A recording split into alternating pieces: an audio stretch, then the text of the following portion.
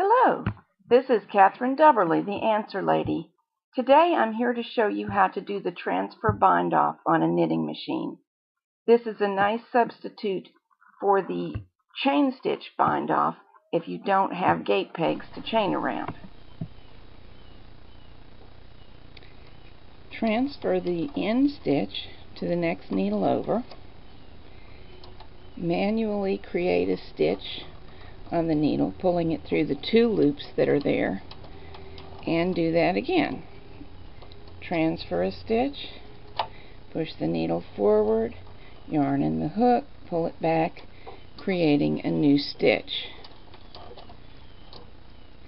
Be careful as you work not to pull your new manually created stitches tight. Aim to get them about the same size as the stitches that were already on the needles.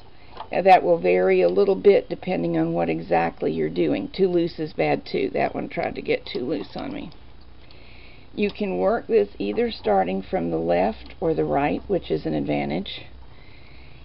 It is a pretty good match for the chain around the needle shanks cast on. And although on this machine I could be binding off around the gate pegs, a very good use of this bind off is when I don't have any gate pegs.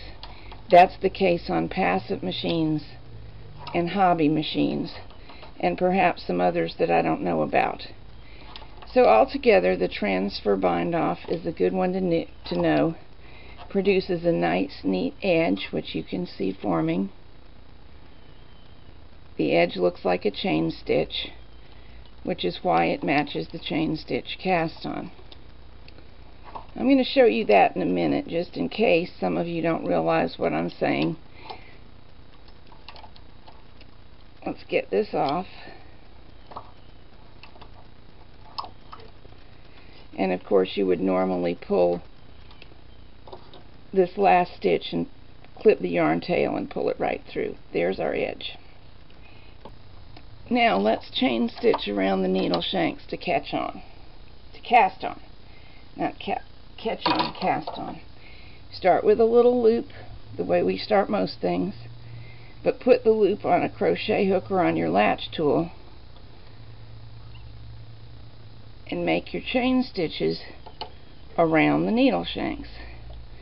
Be sure not to make them overly tight, because if you do make them overly tight, it will be hard to make the first row of real stitches. If you don't, it's a piece of cake. In most cases, the carriage will move right across this cast on. Dropped it. There we go. Normally, I hang my loop on the last needle.